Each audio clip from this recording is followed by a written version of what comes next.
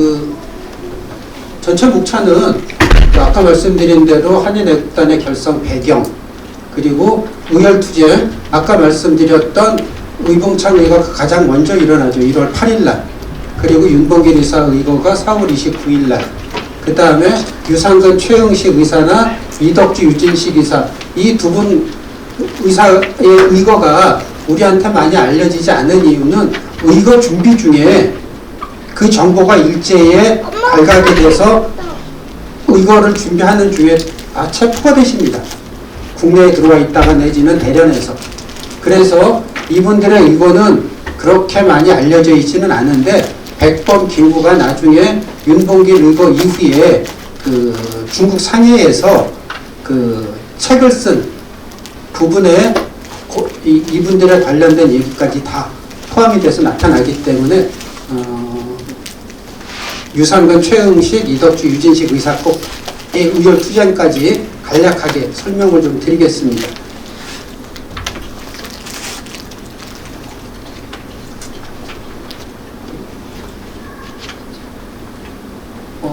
한인애국단의 결성 배경, 쉽게 얘기하면 그냥 한인애국단이 그냥 백범 김구가 그냥 만든 게 아니라 배경이 굉장히 중요한 의미를 갖고 있습니다. 1931년 일제가 만주사변을 일으켜서 만주를 장악을 하고, 그리고 이어서 대한민국 임시정부가 위치해 있던 상해까지 침략을 합니다. 그게 상해사변인데,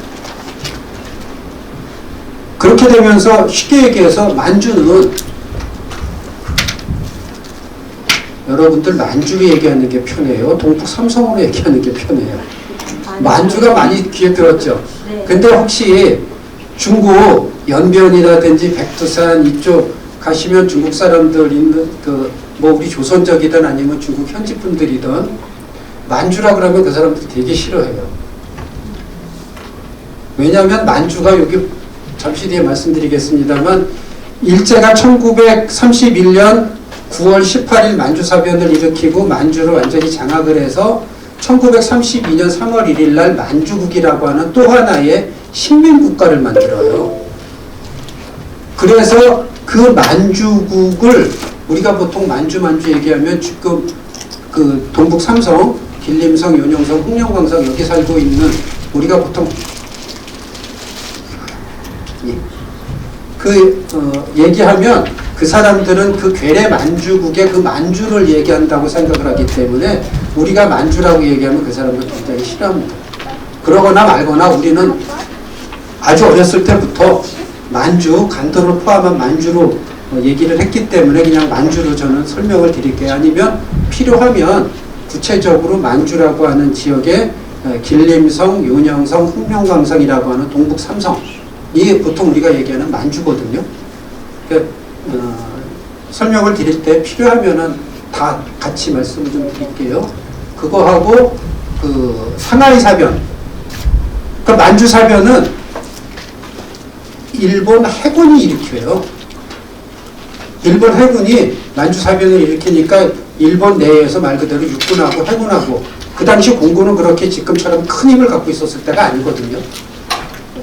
일본 군의 특징이 해군하고 육군 위주로 세력이 확장되고 1차 세계대전 이후에 1차 세계대전이에요. 2차가 아니고 1차 세계대전 때는 일본은 승전국이었어요. 그래서 독일이나 이태리 이런 나라로부터 엄청난 그 전쟁 비용을 받아갖고 그걸 가지고 해군을 굉장히 강화시킵니다. 일본이. 그래서 해군 세력이 굉장히 강해요. 일본이. 그리고 그걸 바탕으로 쉽게 얘기하면 항공모함을 여러 대를 건조를 해서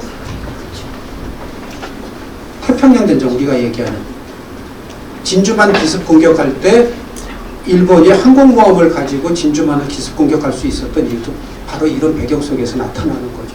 어쨌든 그와 관련된 내용, 그리고 한인애국단의 구체적인 의열투쟁들, 그리고 아까 말씀드렸던 한인애국단이 그 의열투쟁이 우리 독립운동사에서 어떤 의미를 갖고 있는지 하는 부분에 대해서 간략하게 좀 살펴보겠습니다.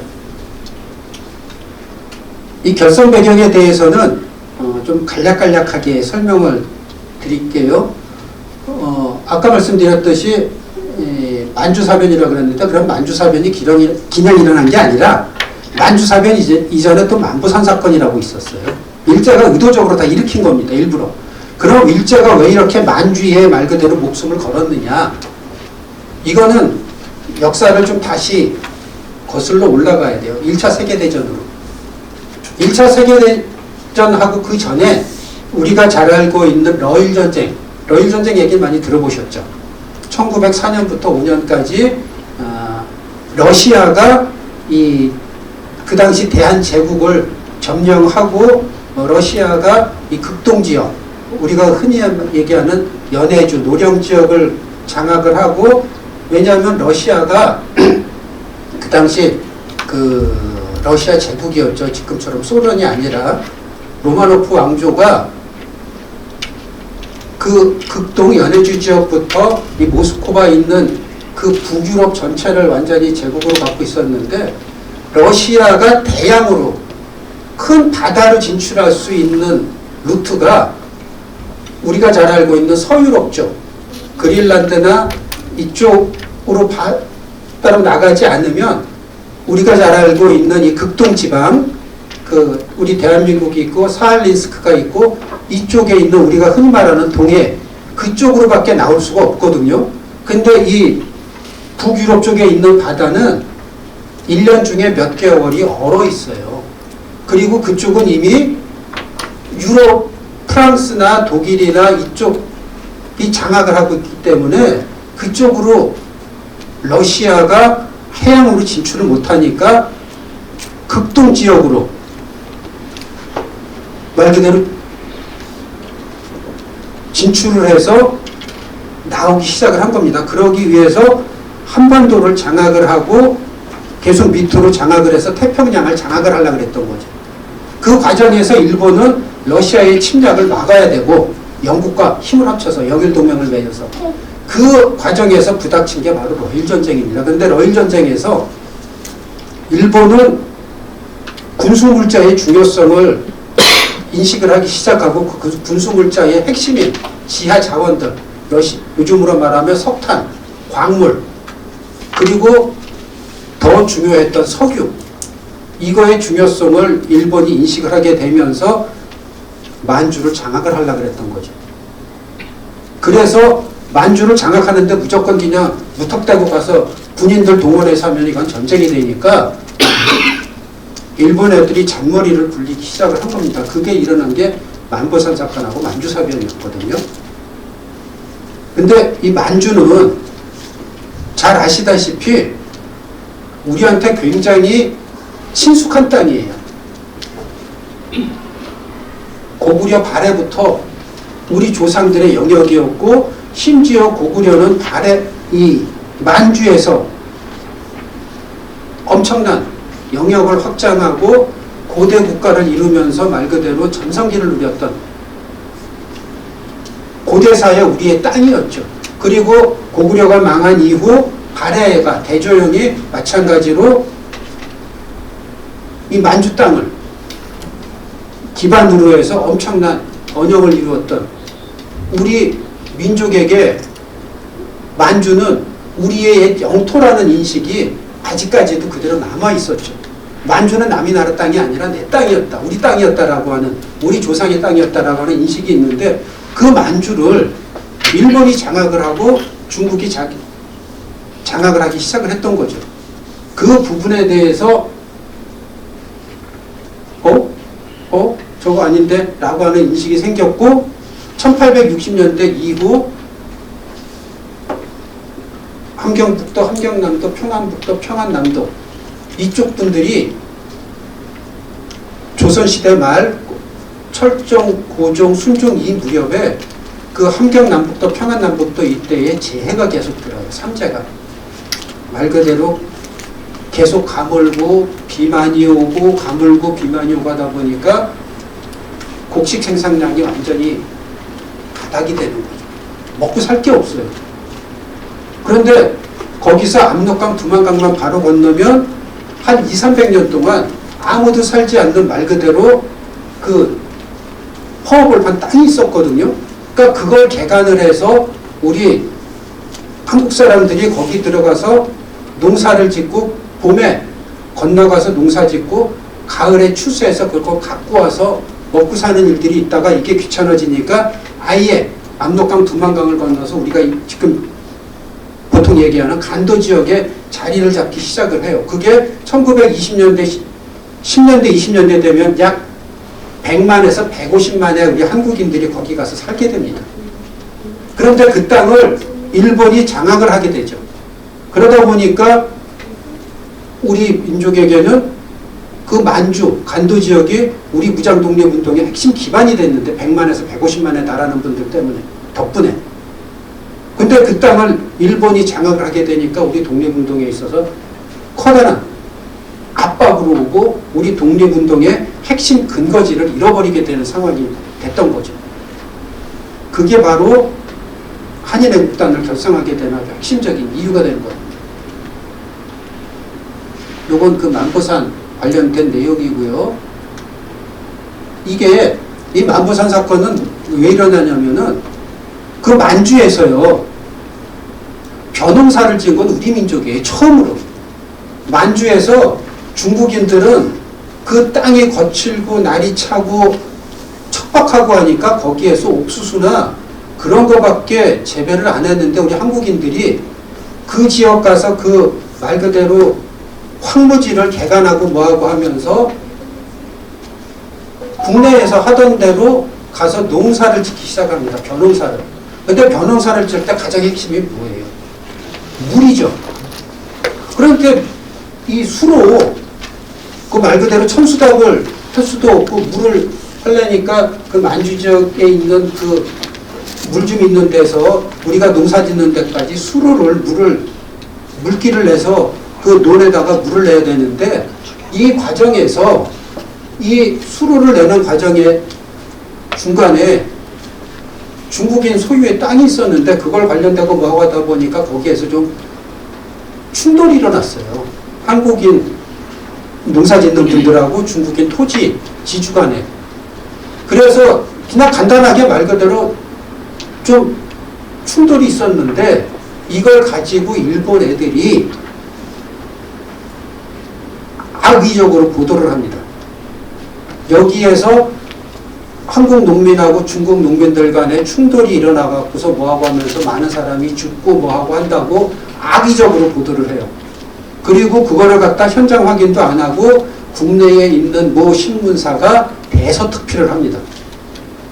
그러니까 한국에 있는 사람들은 왜 우리 한국 사람들을 죽이고 괴롭혀? 그래갖고 인천이라든지 원산, 서울에 있는 말 그대로 화교들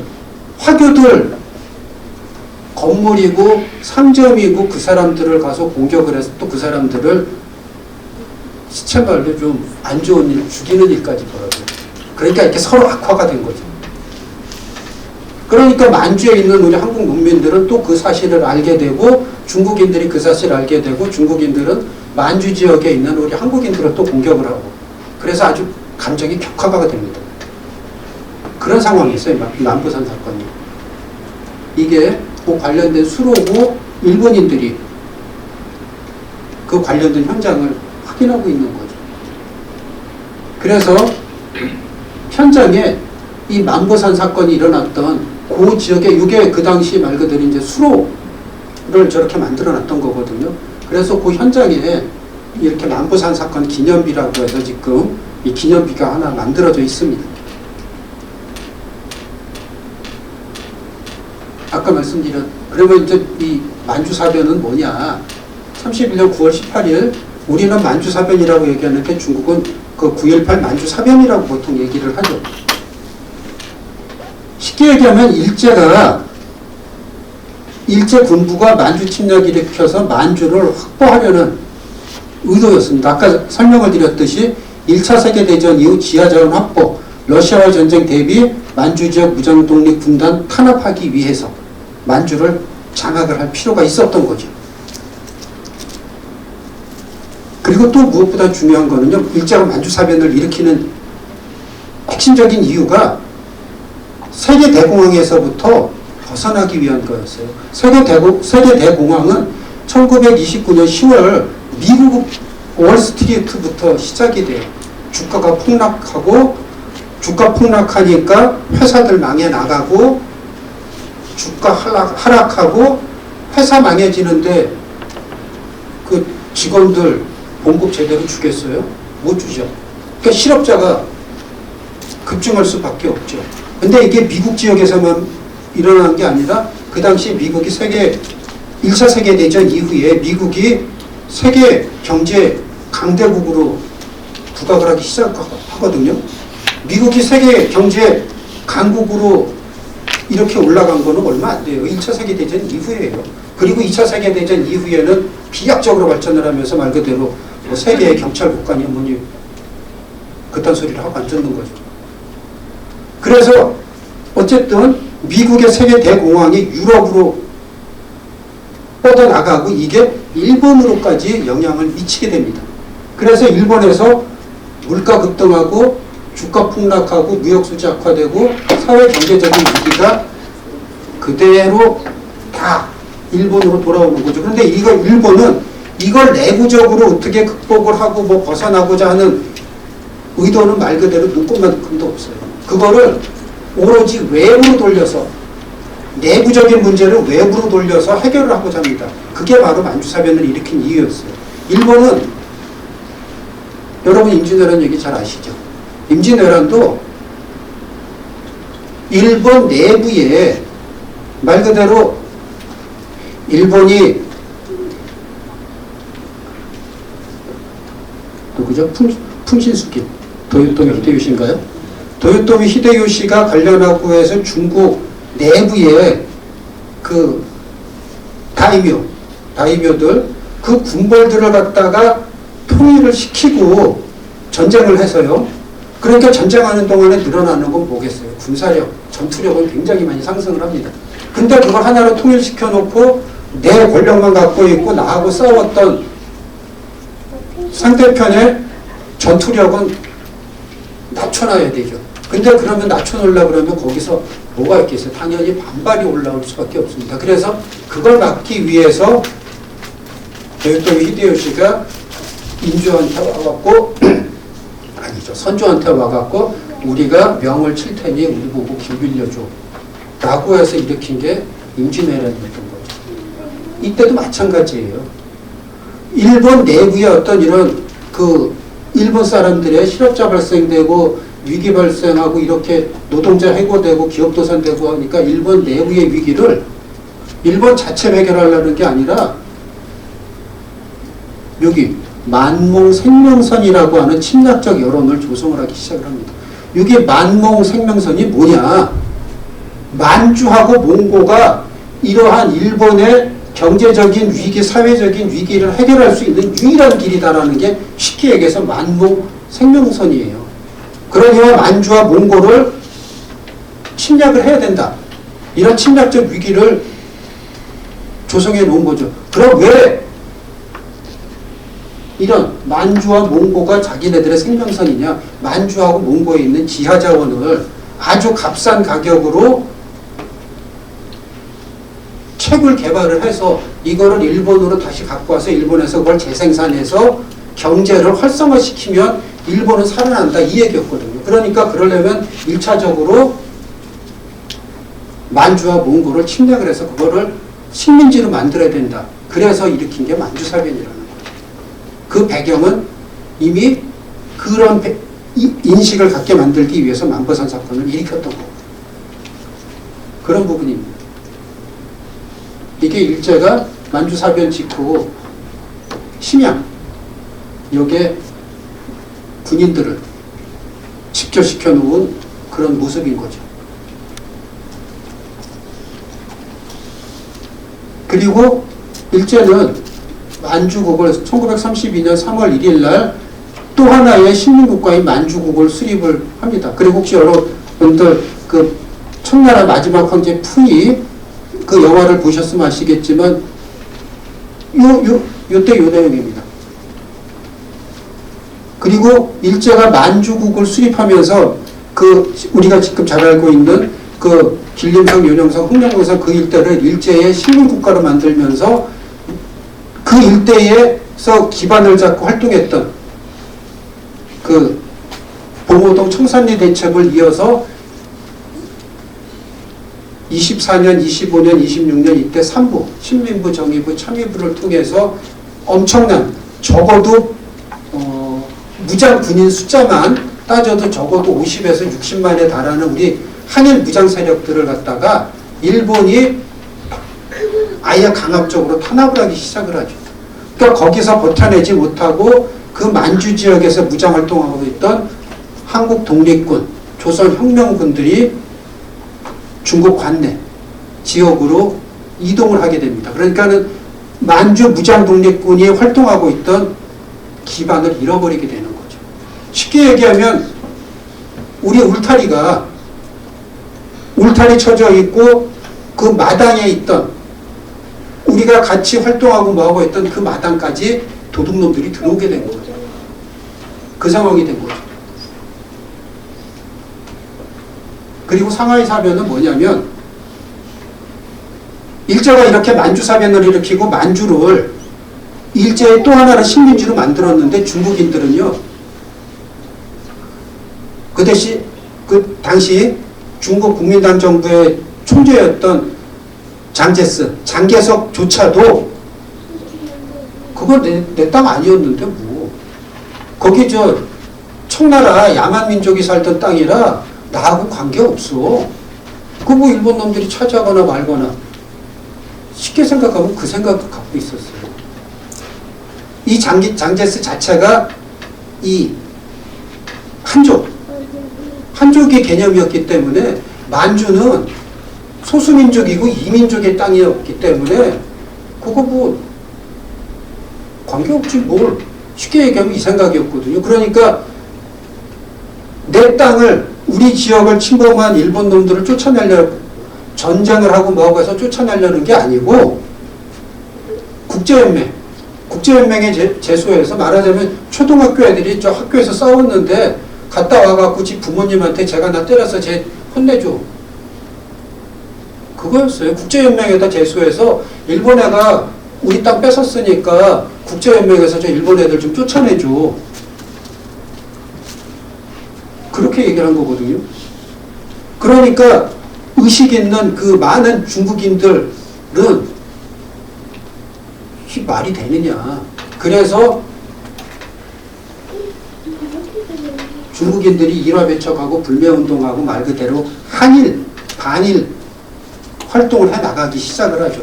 그게 상해나 칭다오, 청도 이런 중국 대도시 등을 중심으로 해서 이와 같은 그 일본인 배척, 일화배척, 일본 물건 안 쓰고 그와 같은 그 항일의식, 반일의식들이 굉장히 커져 나가게 되죠.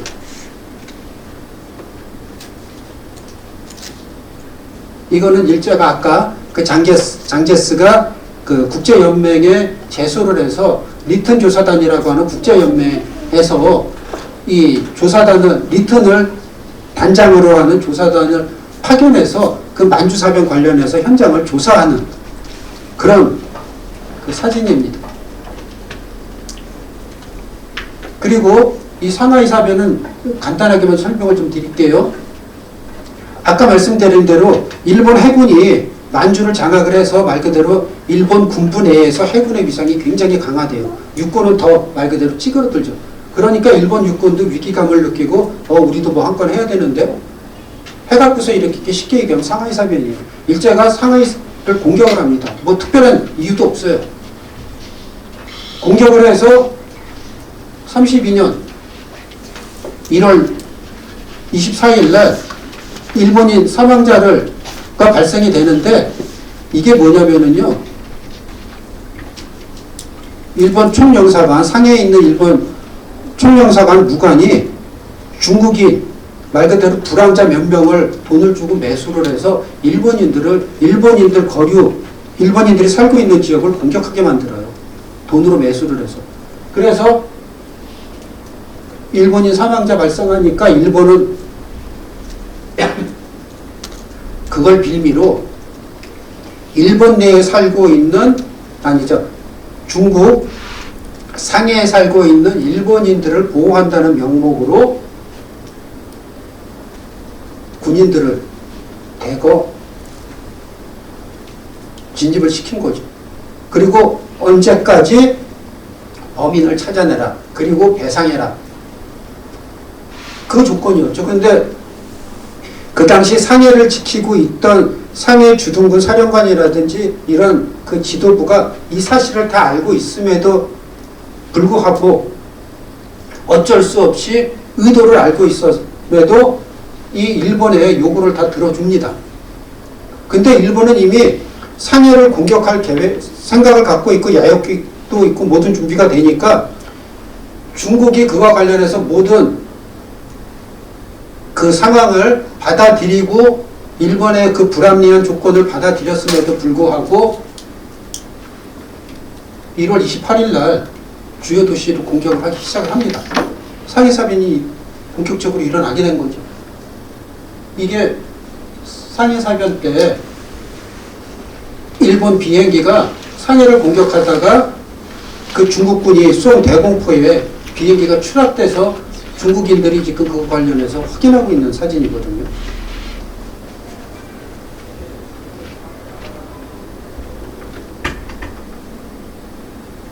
근데 재밌는 거는요, 장제스가 상하이 사변 때도 마찬가지예요.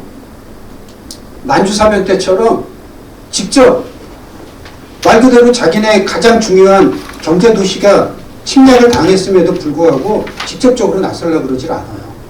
이때도 국제연맹에 제소를 합니다. 그런데 재밌는 거는 만주는 그렇게 별로 뭐 신경도 안 썼는데 영국, 미국, 프랑스 이런 나라들이 상해가 침략을 당했을 때는 굉장히 적극적으로 나섭니다. 왜냐하면 상해는 프랑스 조개도 있었고 공동 조개도 있었고 영국, 미국, 프랑스 이런 나라들이 상해에 대해서는 엄청난 경제와 관련된 재정적인 이익과 관련된 부분들이 굉장히 상해에는 많았거든요. 만주에 비해서. 그러니까 자기네들 경제와 관련된 부분이 침탈을 당하니까 이 부분에 대해서는 적극적으로 나서게 됩니다.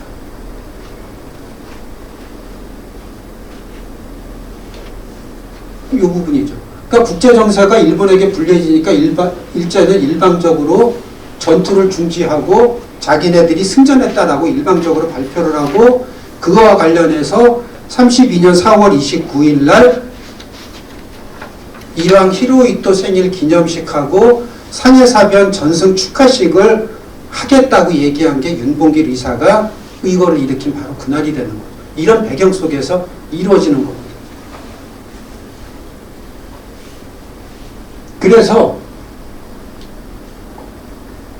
이 부분 한인애국단이 만들어지게 되는 배경이 바로 이 부분이라는 거죠. 아까 말씀드렸듯이 만주사변으로 1910년대 이후 만주지역 독립운동 근거지가 상실이 됐고 일제가 상해를 침략하면서 임시정부가 이때 상해에 위치해 있거든요. 그래서 여러분들 상해 임시정부 그 얘기를 많이 들었을 겁니다.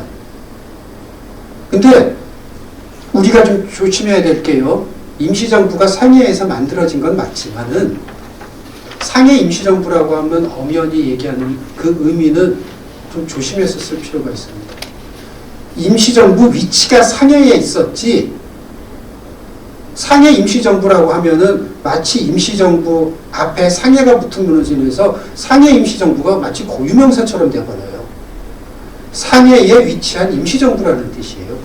상해 임시정부가 아니라 마치 상해가 임시정부가 이름이고 상해가 성이 되어버린 것처럼 느껴지는 거거든요. 그러니까 엄밀히 얘기하면 임시정부는 하나였어요. 1919년 4월 10날 만들어져서 1945년 일제가 항복선언하고 광복을 맞이해서 임시정부가 귀환할 때까지 우리 임시정부는 오직 하나였습니다. 위치가 임시정부가 위치에 있던 지역이 달라지는 거죠. 그럼 임시정부가 중경에 있을 때는 중경 임시정부라고 그랬겠어요? 아니잖아요. 그냥 우리는 그냥 무의식적으로 임시정부가 중경에 있던 장사에 있던 항주에 있던 그냥 다 상해 임시정부예요.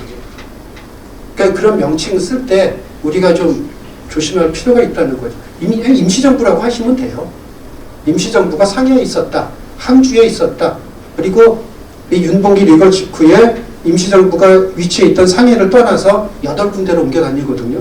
그러다 1940년 9월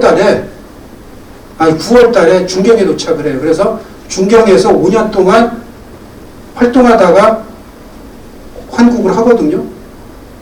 그러니까 임시정부는 하나였는데 위치가 어디냐에 따라서 그러면 우리가 뭐 상해 임시정부, 항주 임시정부, 중경 임시정부 이렇게 얘기는 안 하잖아요. 그래서 임시정부고 위치가 상해에 있었다. 그래서 그걸 우리가 상해 임시정부라고 한다. 그 정도만 알고 계시면 될 것 같습니다. 그래서 그와 같은 우리가 만주 땅도 잃어버리고 우리가 임시정부가 위치해 있는 상해를 일제가 침략해 들어오고 하니까 임시정부로서는 말 그대로 뒷마당 뺏기고 내가 거주하고 있는 앞마당까지 도둑놈이 들어오게 된 상황이에요. 그럼 우리 가만히 있겠어요? 내 집에 도둑놈이 들어왔는데 쫓아내야 될 거 아니에요. 죽든 살든. 그 배경이 바로 한인애국단이 만들어지게 됐다는 거죠. 근데 이 한인애국단의 가장 큰 특징이요. 일반 독립운동 단체하고 다른 가장 큰 차이점이 한인애국단은 대한민국 임시정부 국무회의를 거쳐서 만들어진 대한민국 임시정부의 직할 무장단체라는 겁니다. 근데 많은 독립운동 단체들, 병인이용대라든지 뭐 구국모험단이라든지 철혈단이라든지 이런 수많은 독립운동 단체들이 임시정부 주변에 많았거든요. 그거는 임시정부가 직접 만든 게 아니에요. 임시정부와 관련된 분들이 거기서 활동을 한 거는 맞지만은 임시정부가 국무회의를 거쳐서 요즘으로 말하면 각 장관들, 대통령 이하 각 국무총리라든지 여러 그 장관들이 모여서 회의를 통해서 만든 비밀단체라는 얘기죠. 한인애국단의 가장 큰 특징이 바로 그겁니다. 비밀조직으로 특무대 결성을 합니다. 그래서 처음부터 한인애국단이 아니었어요. 이름이. 처음에는 그냥 특무대를 만든다고 돼 있고 그 당시 재무부장이었던 요즘으로 말하면 재무부 장관이었던 그 백범 김구에게 모든 정권을 일임을 합니다. 마음대로 백범 자네가 무슨 일을 하든 자네 마음대로 하고 그 결과만 이 국무회의에 보고를 하게끔 하고 백범에게 모든 걸 일임을 합니다. 그래서 결성된 게 바로 이 한인애국단이라는 얘기죠. 그 관련된 내용은 백범 일제라든지 일제의 정보보고에 거의 동일한 나타납니다. 요런 부분이죠. 의열투쟁이라는 독립운동 노선이 이때 새로 만들어지게 되는 거죠. 그럼 여기서 우리가 의열투쟁 얘기를 하는데 그럼 의열투쟁의 핵심이 뭐냐? 가장 쉽게 그냥 우리가 쉽게 설명을 드리면은요. 총칼, 무기를 들고 내 한두 명의 목숨을 버리더라도 일제에게 치명적인 타격을 가하자. 일제의 고위 관료 내지는 친일파를 죽이든지 처단하든지 하고 내지는 일제의 고위 기관 식민 통치기구를 파괴하든지 해서 일제에게 타격을 입히자는 거였어요. 그게 의열투쟁의 핵심입니다. 그러면 왜 우리 독립운동사에서 이런 의열투쟁이 우리 독립운동 노선의 한 가지 방법으로 나타나게 되느냐? 이건 우리 독립운동사에서 굉장히 그 가슴 아픈 부분 중에 하나입니다. 우리가 독립운동을 하는 과정에서 독립운동 이전에 우리가 1905년 을사늑약으로 나라를 사실 빼앗긴 거나 다름없게 되죠. 왜냐하면 외교권을 잃어버렸으니까. 자주권도 잃어버리고. 그래서 을사늑약으로 반식민지가 됩니다. 완전히 나라를 잃어버린 건 아니죠. 그때는 대한제국이라고 하는 나라 이름은 있었으니까. 그래서 그걸 우리가 을사늑약 이후 반식민지 상태라고 그러거든요. 반식민지 상태에서 일제에 맞서 싸우는데 그게 국권회복운동인데 국권회복운동이 크게 의병과 애국개명운동으로 나뉘게 되죠. 의병은 결과는 상관 안 해. 나 하나 죽든 살든 나 당장 총칼 들고 일본 놈들이랑 싸워서 내 나라를 되찾을래. 그러니까 의병이거든요. 애국개명운동은 우리가 당장 일본 애들하고 싸우는 힘도 없고 실력도 없으니까 힘과 실력을 키워서 어느 정도 기반이 되면 그 다음에 일제와 싸우자가 개명운동이었고요. 그런데 나중에 이 의병운동과 개명운동이 하나로 합해져요. 그게 독립군으로 성장을 해 나가거든요. 근데 일제와 이렇게 맞서 싸워서 정규적인 군인을 만들고 뭐 하고 하려면 거기에 엄청난 기간도 들고 재정적인 기반도 있을 뿐만 아니라 인력도 많이 투입이 돼야 돼요. 일본이 그 당시 벌써 30만에서 40만에 달하는 대군이 있는데 우리가 10,000명, 20,000명 키운다고 일제에 와서 싸울 수 있었겠어요? 택도 없잖아요. 근데 일제에 와서 싸울 수 있는 최소한 10만의 군사력을 키우려면 그만한 충분한 인적 기반과 재정적인 기반 그리고 그들을 훈련시킬 수 있는 모든 부분이 있어야 되는데 그 모든 여건을 우리가 갖추고 있지 못하잖아요. 그러니까 일제와 당장 싸워서 독립은 쟁취해야 되겠고 젊은 혈기에. 근데 10년, 20년 뒤를 내다보고 할 수는 없으니까 그러면 소수의 집단만으로 소수의 무기를 가지고 일본에게 타격을 입힐 수 있는 게 뭐냐. 그렇게 나온 게 바로 의열투쟁이라는 거예요. 근데 의열투쟁의 단점은 일본 고관 한 명 죽일 수 있어요. 그런데 나도 죽어요. 근데 우리 독립운동가들의 그 인적 기반이라는 게 그렇게 많지 않거든요. 그러니까 그 대표적인 게 한인애국단하고 여러분이 들어보셨던 김원봉을 중심으로 한 의열단이 있죠. 여러분 혹시 저 암살이라고 하는 영화 보셨어요? 네. 암살. 암살이라고 하는 영화 보면 거기 김원봉 관련 얘기 나오거든요. 혹시 안 보셨으면 암살이나 밀정 그 관련된 부분들 한번 보시면 굉장히 재밌어요. 저는 그 영화를 한 5번도 넘게 봤을 거예요. 심지어는 그 제가 일하는 과정에서 전에 있던 기념관에서 출장 다니고 뭐하고 할 때 비행기 안에서도 가는 내내 그거를 2번이나 보면서 간 적도 있고 집에 와서 아예 그냥 CD 하나 빌려서 본 적도 있고 또 3.1절 8.15 되면은 또 그런 영화 많이 해주잖아요. 그때도 다시 보고 뭐하고 해서 시체말로 저 대사를 외울 정도까지 했는데 그게 역사적인 내용과 사실과 다 부합하진 않아요. 그 내용의 역사적인 내용에 굉장히 잘못된 내용들도 많은데 어쨌든 그 과정에서 우리 독립운동가들의 애환, 노고를 잘 표현한 영화는 맞아요. 그 과정에서 그 의열투쟁 부분이 나 하나 목숨 버리고 일제에게 타격을 입히자는 거거든요. 그 과정에서 의열투쟁이 나타난 거고요. 아까 말씀드렸던 국무회의를 거쳐 결성한 유일한 의열투쟁 단체라는 거죠. 그게 한인애국단의 가장 큰 특징입니다. 그리고 철저한 비밀조직체예요. 그러니까 말하자면 선생님도 한인애국단 단원이고 선생님도 애국단은 단원인데 둘은 몰라요. 김구만 알아요. 철저하게 비밀조직입니다. 그리고 구체적으로 이 한인애국단이 언제 만들어졌는지 조직은 몇 명인지 조직 인원은 아직까지 정확히 밝혀진 게 없습니다. 우리가 여러 가지 기록 등을 통해서 단편적 이거 저 네이버나 이런 데 들어가면 1931년 11월이나 12월에 만들어졌다고 나와요.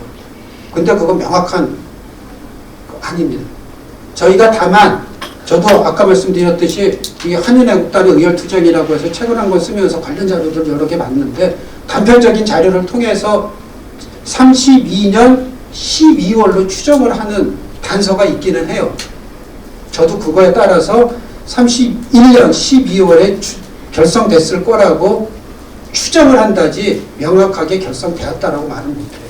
그게 왜냐하면 이봉창 의사가 한인애국단에 입단 선서를 한 게 1931년 12월 15일이에요.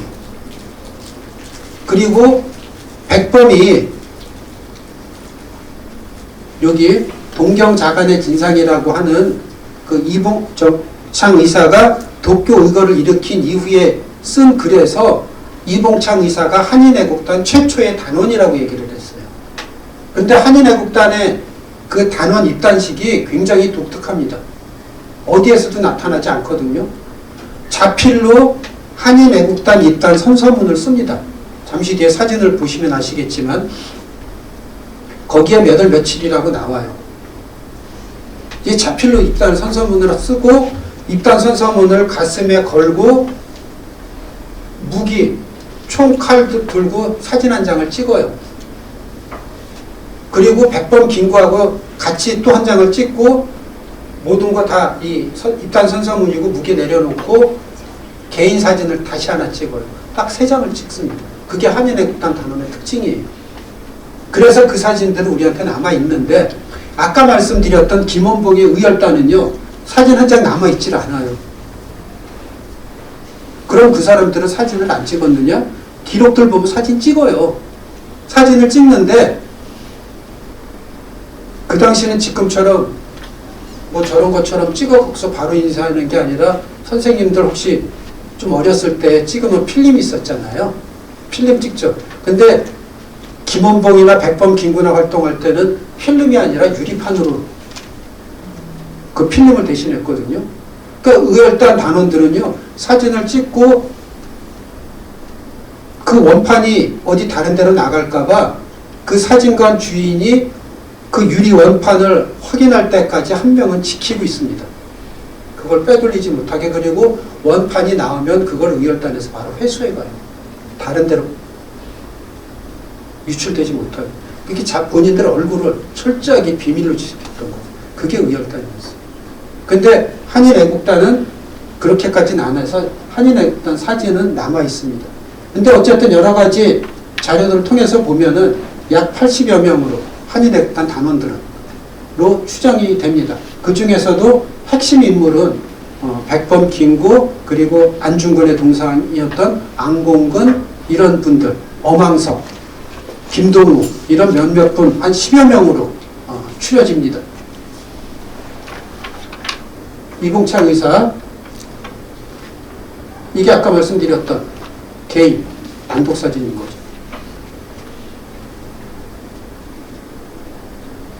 이봉창 의사 이거는 32년 1월 8일 날 있게 됩니다. 근데 이봉창 의사요. 우리는 이봉창 의사가 31살에 일본에서 도쿄 동경에서 일본 국왕 히로히토에게 폭탄을 던진 것만 알고 있는데 그 앞서 보면은 이봉창 의사요. 진짜 재밌는 분이 용산에서 태어나갖고 용산에서 자라고 일본말도 많이 배우고 뭐하고 하면서 일본인으로 살고자 했거든요. 철저한 일본인으로 살고자 합니다. 이봉창 의사가. 그래서 오사카로 가서 오사카에서 목화장창이라든지 하는 일본 이름으로 바꿔가면서 거기 오사카에서 몇 년 사는 동안 우리말 한마디도 안 하고 철저하게 일본인으로 살고자 해요. 그게 이봉창 의사였어요. 이 부분입니다. 목화장창 기노시타 쇼조라고 개명해서 철저하게 일본인으로 생활합니다. 그 동시 이봉창 의사가 도쿄 이거 일으키고 나서 일본에게 신문 받고 뭐하고 할 때 나타난 기록 보면은요, 그동안 몇 년 동안 우리나라 말 한마디 안 하고 철저하게 일본인으로 살았다고 그 신문 기록에 다 나옵니다. 그런데 그렇게 철저하게 일본인으로 살고자 했던 이봉창 의사에게 변화가 생기는 일이 바로 이 부분입니다. 이랑 히로히토 즉위식을 보러 교토에 갔다가 붙잡혀요. 근데 붙잡힌 이유가 뭐냐면 그 일왕 히로히토가 지나가니까 주변에 선 사람들 다 일본 애들이 불신검문을 하는데 같이 갔던 같은 공장에서 근무하고 같이 놀러 갔던 일본인 친구들은 아무 뭐 없이 그냥 불신 검문에서 다 넘어갔는데 이봉창 의사 주머니에 해필 국한문으로 쓴 편지가 하나 있었어요. 고향에서 온. 그러니까 이 편지를 보고서 이거 뭐야? 이건 불원 문서야 해갖고서 경찰서에 아무 이유 없이 그렇다고 너 이거 뭐야? 왜 어디서 왔어? 뭐 그것도 없이 아무 이유도 없이 그냥 9일 동안 경찰서에 구금돼 있어요. 나중에 그 이유를 알게 되니까 국한문 혼용편지 때문에 그 내용이고 뭐고 확인도 안 하고 그냥 가둬둔 거예요. 9일 동안. 조선인이라는 이유로. 그래서 이때 완전히 말 그대로 터닝포인트가 생겨난 거죠. 내가 이렇게 아무리 철저하게 일본인으로 살고자 해도 나는 어쩔 수 없는 한국인이다. 그럴 바에는 아예 한국인이면 한국인답게 살겠다. 이제까지의 모든 삶을 청산하고 나 한국인으로 돌아가서 독립운동을 할 거야. 굉장한 의식, 변화가 있게 되면서 완전한 조선인으로 살고자 상하이 망명 결심을 하고 상하이로 가서 이게 그 당시 교토역에 모인 사람들이에요. 그 일본 히로이토 국왕 즉위식 보러 모였던 사진들이죠. 그리고 상하이 가서 김구를 만나고 일왕을 처단할 준비에 착수를 하게 되죠. 그런데 재밌는 거는요. 그렇게 철저하게 일본인으로 살다가 한국인으로 살고자 해서 상해로 갔는데 상해에서 여기저기 물어보고 임시정부가 있는 마당로, 보경리 306로 사오집을 찾아갈 때 한국인 옷을 입고 간 게 아니라요. 백범일지에 보면은 일본인 옷에다 개다 신고 가요. 그리고 거기 가서 오사카에서 그렇게 한국말 한마디도 안 하고 뭐 하다 보니까 우리말 발음조차도 이게 도대체 한국놈인지 일본놈인지 구별이 안 갈 정도로 말을 했다 그래요. 그러니까 임시정부를 지키는 젊은 애들이, 젊은 청년들이 왜 일본놈 첩자왔다고 신나게 두들겨 패요. 맞아요. 그리고 나서 두들겨 패고 뭐 얘기하다 보니까 두들겨 팬 게 좀 미안했던지 젊은 청년들이 불러다가 술 먹이고 밥 먹이고 뭐 얘기하는데 보니까 그 과정에서 왜 너네들 독립운동한다 그러면서 일본놈 하나 못 죽이느냐, 일본 국왕 하나 못 죽이느냐 그 얘기가 나왔어요. 그걸 갖다가 백범 김구가 그 당시 백정선이라는 이름으로 가명을 쓰면서 2층에서 이렇게 지켜보고 있었거든요. 그게 백범일지에 그대로 다 표현이 돼서 나오는데 그거를 읽어보면서 머리로 구상해 보면은 완전히 그 연출되는 장면이 나오는데 2층에서 이렇게 쳐다보고 있는데 계단 신고 일본 옷 입고서 이제 술 좀 먹였으니 혀도 좀 꼬부라졌겠죠. 근데 너네들 독립운동한다면서 왜 10몇 년 동안 독립운동한다 그러면서 일본 국왕 하나 제대로 못 죽이느냐. 나 지난번 교토에 있을 때 내 앞으로 일본 국왕이 지나가는데 그때 나한테 무기 하나만 있었으면 그 일본 놈 죽였을 텐데 이 얘기를 하거든요. 그 젊은 혈기를 얘기한 게 아니라 술도 먹고 먹어다 보니까 백범 김구가 쳐다보면서 하면서 그 자기 오른팔이었던 김동우라는 사람한테 쟤 데리고 여관 잡아주고 좀 더 뒷조사 좀 해봐. 이렇게 시키고 그 이후에 백범이 백정선이라는 이름으로 이봉창을 몇 번 만나게 됩니다. 그러면서 이봉창의 그 진심을 알게 되죠. 그래서 우리 이런 일을 하는데 너 할래? 네, 하겠습니다. 그게 이봉창이었어요. 여기가 여기 네 번째. 혹시 가보신 분들도 계시겠지만 이게 그 상하이 임시정부 마당로. 임시정부가 상해에서 마지막으로 사용한 청사입니다. 임시정부가 13년 동안 상해에 머무는 동안에는 청사를 저희가 조사한 바에 의하면 12번으로 옮겨요.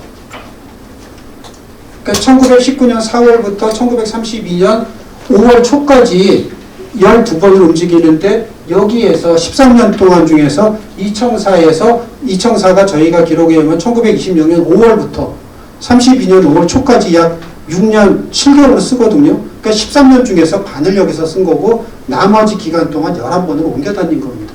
방값이 없어서. 월세가 없어서요. 쉽게 얘기하면. 그러니까 여기에서 백범이 이봉창을 만난 거죠. 그러니까 이 집에 가서 아까 말씀드렸던 이봉창이 일본 옷 입고 게다 신고 가서 햇소리 해나가면서 만났던 데가 바로 이 장소입니다.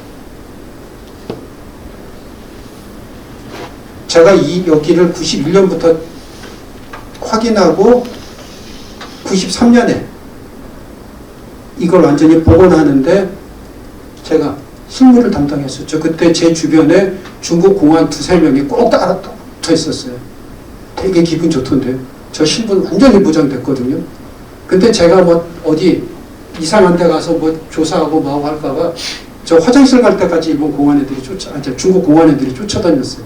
저 호텔방에 들어갈 때까지. 그리고 아침에 밥 먹으러 나오죠. 호텔 방 문 앞에 지키고 있어요. 걔네 잠도 안 자나 봐요. 그래서 여기 있고요. 한동안 2000년대 초중반에도 이걸 뭐 중국 애들이 허문다 어쩐다 뭔다 얘기 있었는데요. 이거 못 허물어요.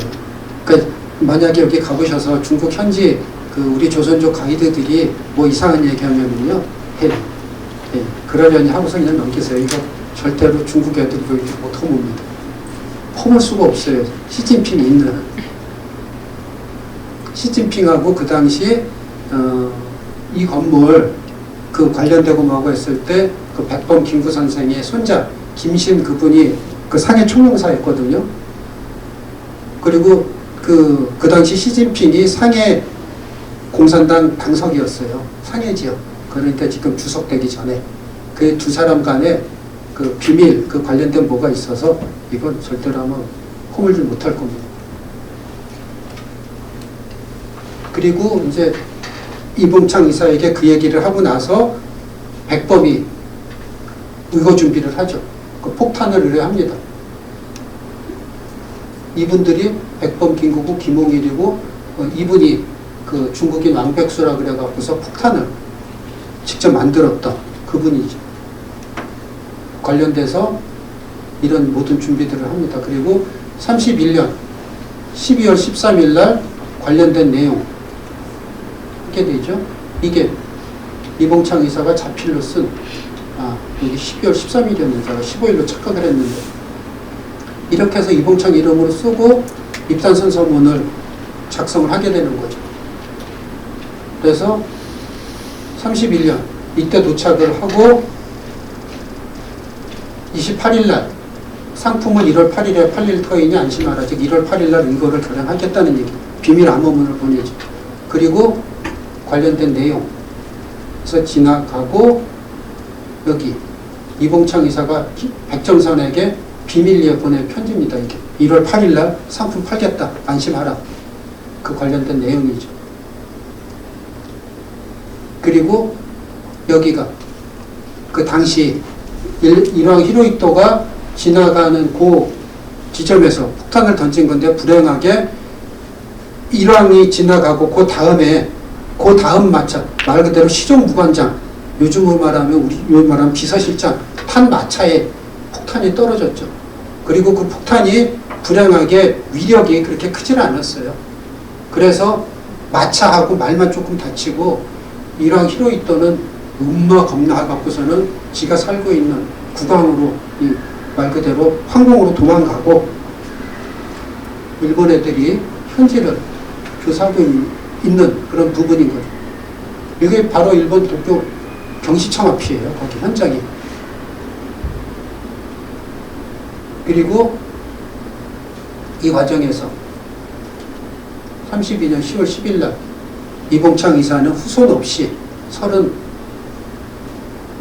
요즘 만 나이 따지니까 31살의 나이로 후손도 없이 이치가야 형무소에서 교수형으로 돌아가시죠. 이게 이봉창 이사가 그 일본에 붙잡혀서 그 신문 받는 과정에서 자기가 잘하는 난 과정, 그리고 왜 이거를 했는지 하는 모든 과정을 이 상신사라고 통해서 다 기록을 해 놓습니다. 이 기록이 2000년대 초에 발굴이 된 거죠. 그전에는 이게 확인이 안 됐었습니다. 그리고 여기 이봉창 이사 사형 판결문이죠. 판결, 경성 여기 살고 있는 이봉창 32살 무직이고 주거 부정이고 우형법 제73조의 죄에 관해 피고 사건에 붙여 판결하는 다음과 같다. 피고인 이봉창을 사형에 처한다. 핵심이죠. 그리고 이게 100번 김구가 이봉창 의사 도쿄 이거 이후에 이 관련된 내용을 상세하게 아주 적어놓은 그 관련 기록들, 이 기록 역시 2000년대 초에 확인이 된 자료입니다. 아까 말씀드렸듯이 이봉창 의사가 어떤 경력을 갖고 있고 왜 이거를 일으켰는지 우리의 의미가 무엇인지 하는 부분을 그대로 다 확인을 해 놓은 거죠.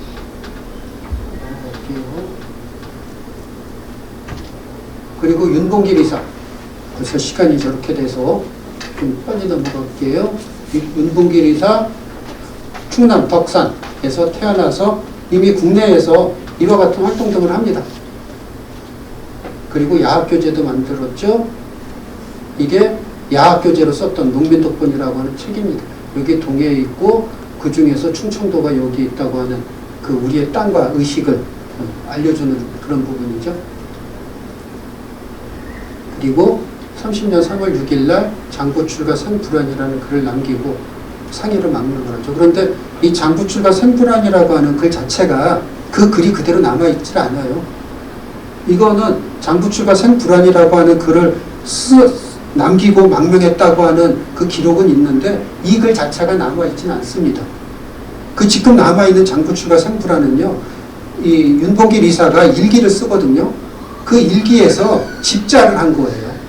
그러니까 장자 하나 빼내고 북자 빼내고 이거 해갖고서 그렇게 해갖고서 장부출가 생불안이라고 하는 그 족자를 만들어 놓은 거죠. 이게 윤봉길 이사가 대한민국 18년 1932년 4월 26일 선서인 윤봉길에서 한인애국단에 입단 선서문 쓴 거죠. 그리고 이렇게 여기 권총 들고 수료탄. 이 수료탄이 이봉창 의사가 도쿄 이것 때 사용했던 그 일명 만이 수료탄이라고 하는 그 수료탄입니다. 태극기 있고 여기 입단 선서문 목에 걸고 그 사진이죠. 그리고 이 아들 종하고 담에게 남긴 일종의 유서죠, 유서. 윤봉길 의사가 이거 현장을 답사를 하면서 마지막으로 아들. 근데 큰아들 종은 윤봉길 의사가 덕산을 떠날 때 큰아들은 있었어요. 근데 담이라고 하는 둘째 아들은 자기 부인 뱃속에 있었어요. 그래서 윤봉길 의사는 담을 부인이 임신했는지조차도 몰라요.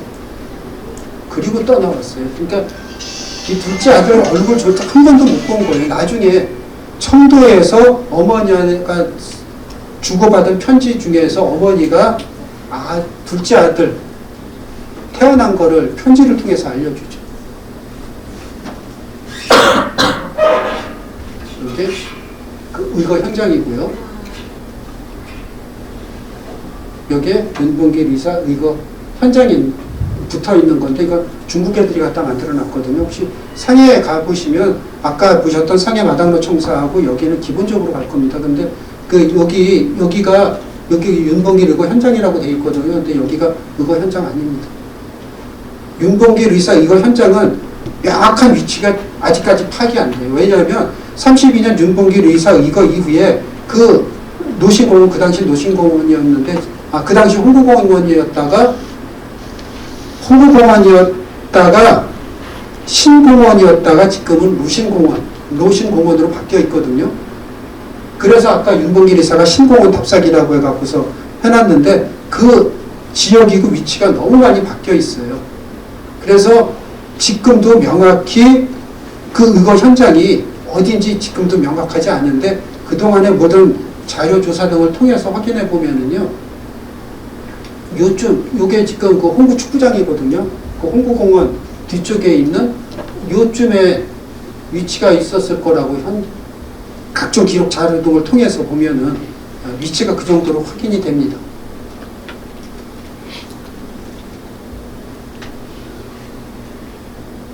윤봉길 의사가 의거 직후에 피체돼서 끌려가는 모습이죠. 그리고 여기 마찬가지로 아까처럼 윤봉길 의사 사형 판결문, 여기 윤봉길 의사 사형에 처한다 라고 되어 있죠. 윤봉길 의사 그 총살 순국 바로 직전에 찍은 사진입니다. 그러니까 이렇게 십자가로 묶어놓고요. 요 뒤에 지금 있는 요 십자가 여기 가로된 거 말고 위아래로 되어 있는 거는 그 예산 추미사에 지금 원본이 그대로 남아 있습니다. 그래서 이렇게 묶어놓고 거적에 깔리고 여기 정확히 점을 찍어서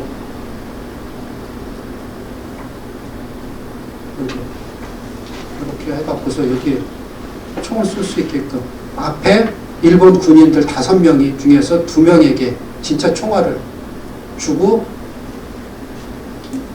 돌아가시기 전 마지막 모습인 거죠.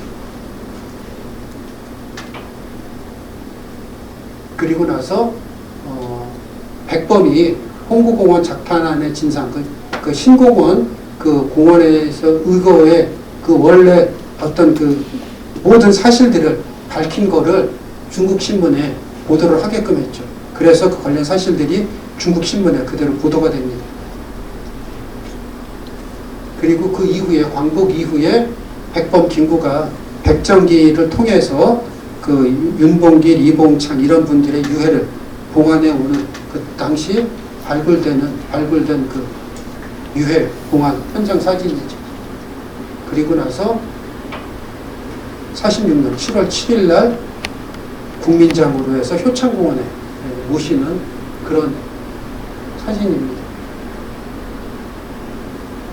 그리고 유상근, 최응식 이분들 간단하게 이분이 유상근이에요.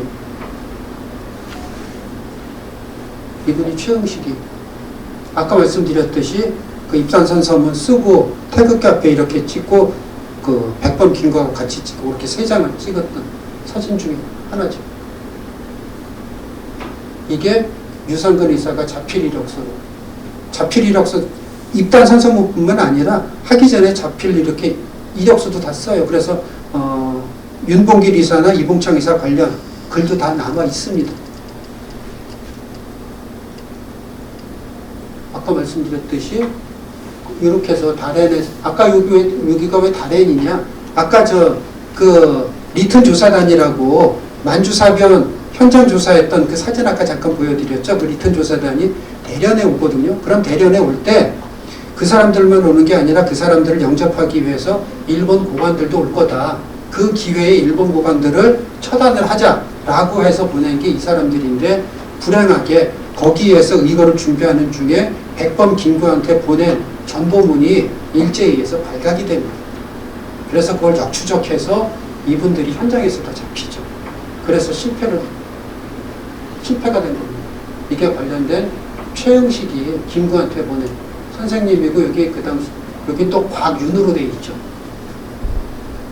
그래서 이 곽윤이 일본도 백범인 줄 몰랐어요. 근데 저 정보가 왔으면 누가 찾아가야 되는데 일주일째 찾아가질 않거든요. 근데 그 일주일째 못 찾아간 이유가 백범이 윤봉길 이거 직후에 그 미국인 피치 목사 집에 피신해 있을 때라 이 정보가 온 것조차도 몰랐어요.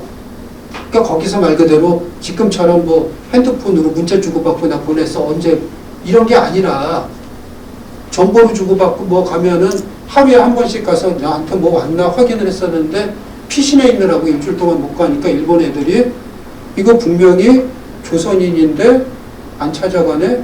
야 이거 누가 보냈는지 확인해봐. 그러니까 대련에서 뭐 관련되고 하니까 저거 수상하네 잡아 이렇게 돼서 같이 관련했던 사람 여러 명이 붙잡히게 되면서 좌절이 된 거죠. 그런 내용입니다. 그리고 이덕주, 유진식, 이덕주 이사 자필이 역사입니다. 강원도 분이에요. 유진식은 여기 경기도 광주 쪽 분이죠. 예.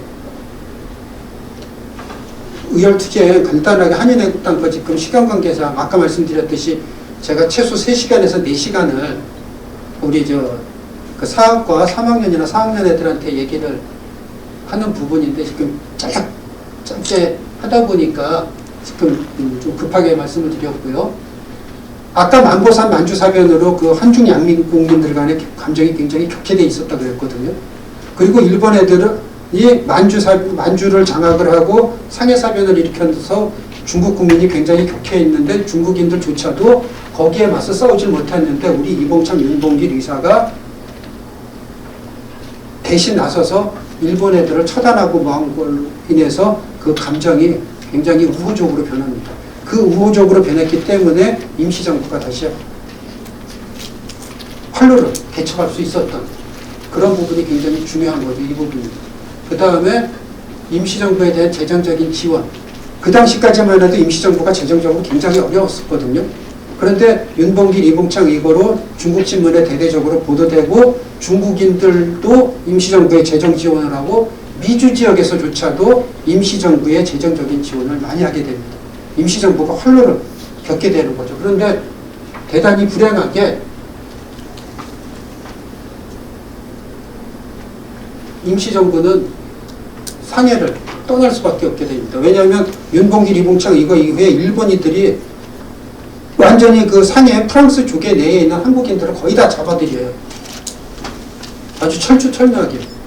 그래서 상해에 우리가 있을 수가 없어요. 그래서 임시정부는 상해를 떠나서 이렇게 이 머나먼 거리를 이동을 하게 됩니다. 상해에서 19년 4월 32년 5월까지 있다가 항저우, 쩐장, 창사, 광저우, 의저우, 치장을 거쳐서 충칭 40년 9월부터 45년 8월 5년 동안만 머물고 나머지 이 기간 동안을 계속 이동을 하는 거죠. 임시정부는. 그래서 아까 말씀드렸던 게 임시정부가 상해에 있었던 상해 임시정부식이고 요 황저우, 쩐장, 창사, 광저우, 의저우, 치장 이 기간을 이동식이 임시정부라고 우리가 얘기를 합니다. 그리고 임시정부가 충칭에서 5년 동안 머물렀던 이 시기를 충칭 임시정부라고 보통 이렇게 해서 임시정부 27년의 역사를 크게 3시기 구분하죠. 상해시기, 이동시기, 중경시기. 보통 우리가 이렇게 얘기하는 부분이 여기에서 나오는 겁니다. 급하게 그 설명을 드리고 뭐 하다 보니까 핵심적인 부분만 하고 그 중에서도 좀 건너뛰고 뭐 하느라고 해서 충분히 그 한인애국단에 대한 부분을 이해 못하셨을 수도 있고요. 하지만은 한인애국단의 핵심적인 거는 대한민국 임시정부 국무회의를 거쳐서 말하자면 요즘으로 말하면 장관들하고 대통령이 모여서 회의를 해서 만든 대한민국 임시정부의 특무의열단체다. 그리고 한인애국단의 의열투쟁 이후 대한민국 임시정부는 어려웠던 과정에서 벗어나서 새로운 활로를 개척하고 중국 정부하고 지원을 받아가면서 그 낙양군관학교 만들고 그 낙양군관학교 출신자들이 나중에 한국광복군을 창설하는 핵심 기반이 됐다는 점. 그런데 대단히 불행하게 한인애국단 이거 짓고 임시정부는 상해를 떠날 수밖에 없었다.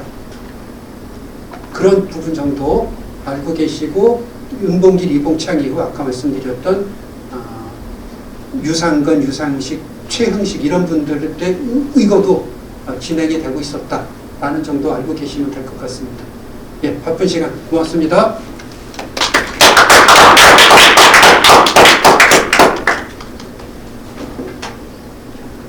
네, 오늘 강의 진행해주신 조범래 선생님께 다시 한번 박수 부탁드리겠습니다. 이번